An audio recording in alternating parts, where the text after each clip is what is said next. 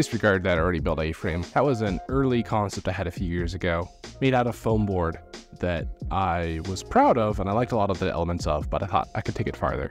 So this is that farther.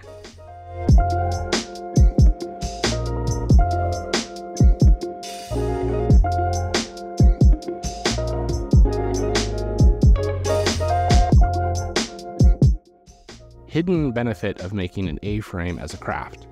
There are only 4 walls instead of 6. Much less work to do. I'm mostly kidding.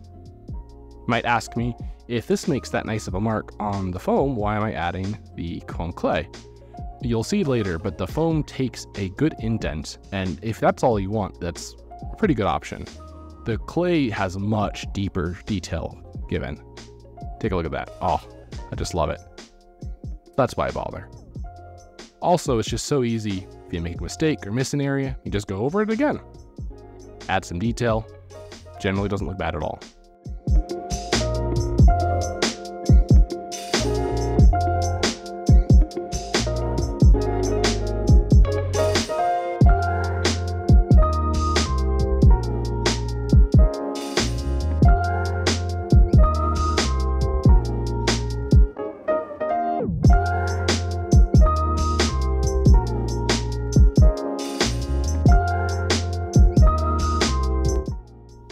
I liked manually cutting these once I had got them textured, just to give them a more organic shape, as if it's been done by someone with a handsaw.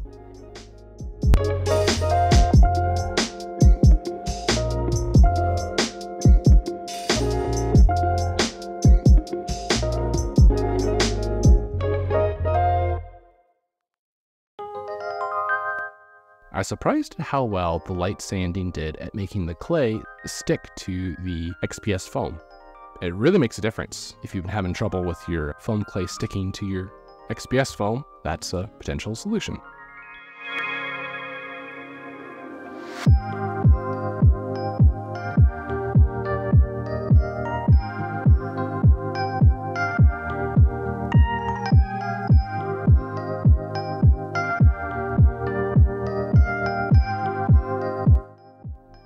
Wanted to exaggerate this texture, so I'm doing a reverse coloring in the lines, just going over the lines with this heat pen to give greater depth to the texture of the roller.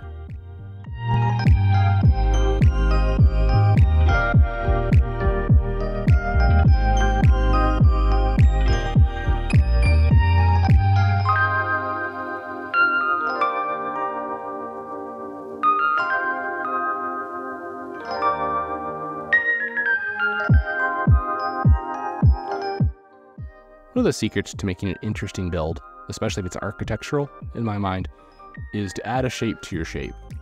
So here I've got a house that's triangle, so I added a different shape to that triangle. You do the same thing with a cottage. You add a cylinder to your cottage, now you've got a turret.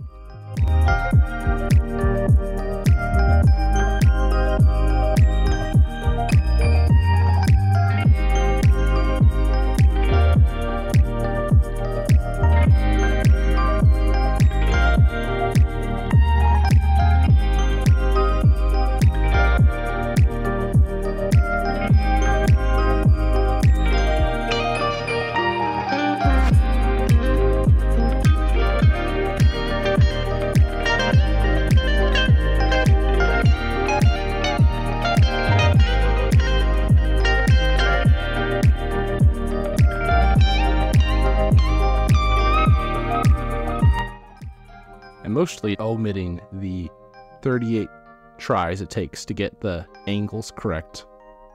And I'm trying to make these things straight up and down while hanging on to a I have no idea what degree incline.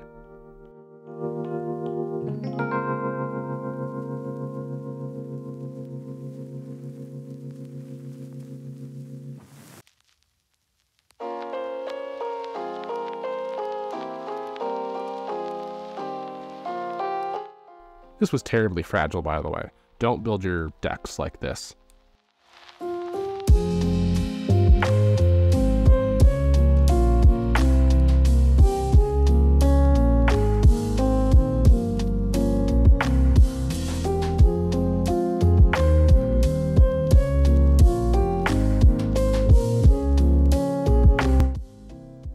things I've been really appreciating about balsa is how much you can make small edits without having to do much work.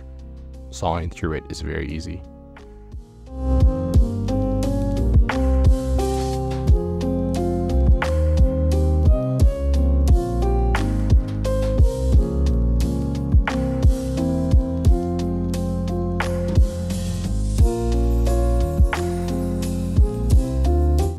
In case you weren't sure what stairs are.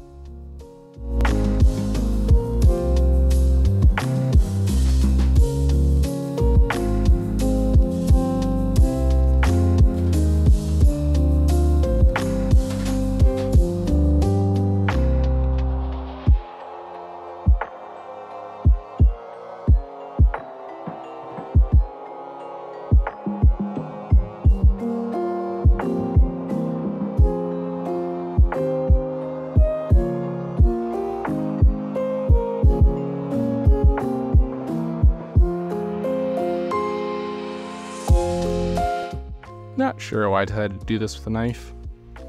I have access to a jigsaw. Laziness, but that's why I should have used a jigsaw.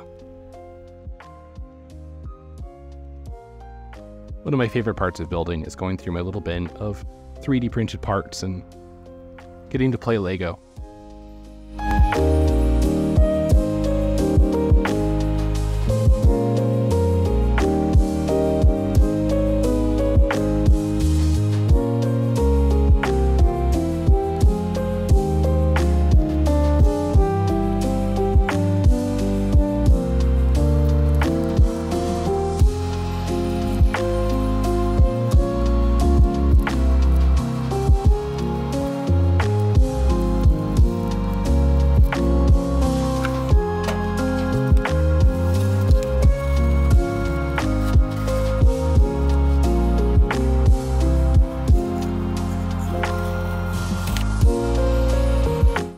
And yes, I am aware that circular saws were either not invented or not in use until the 19th century, but the old-timey bandsaws don't communicate nearly so well.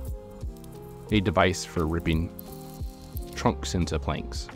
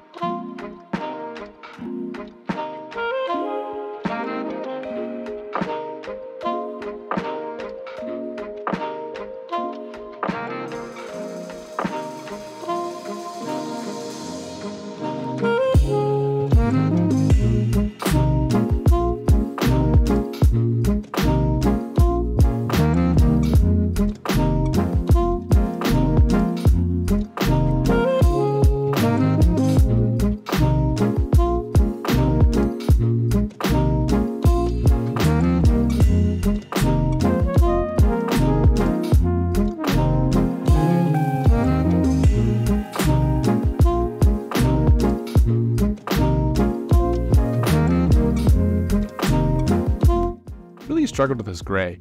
One of the things that this always surprises me is how important using color theory or the color wheel is. I will paint something, it'll be a reasonable color to paint that thing, but it just won't feel right. It wasn't until I realized I needed some lavender in my gray that it would feel good when looked at with the sort of orange red of the wood. Normally I don't think lavender when I think of stones.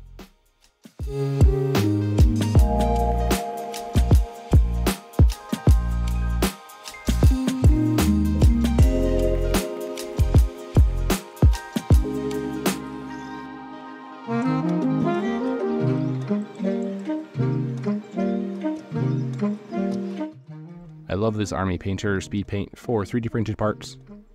It just makes it so easy to get such a cool and interesting result. Also the fact they're water-based, and so you can easily mix them. Mixing them on the piece is a special trick I really like, so you can get a lot of color variation by doing that.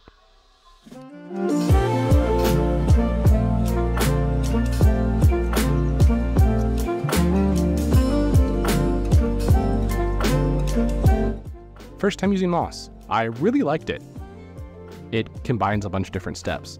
It builds up bulk, like vegetative bulk. It looks like vines or branches that you can add leaves to, and it's already the right color. I struggled at first at how to make a path that made this look used and not like an abandoned cabin. What I ended up settling on, and unfortunately my camera died before I was able to take footage of it, was using a tan grout mix to look like sawdust. And when you see the finished result, look for that sawdust. And cleaning this whole thing up, I had to do this so many times just to make sure this, again, felt like someone lives in this house.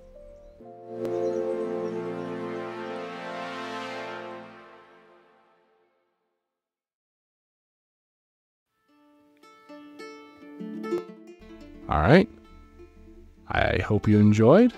Let's take it for a spin.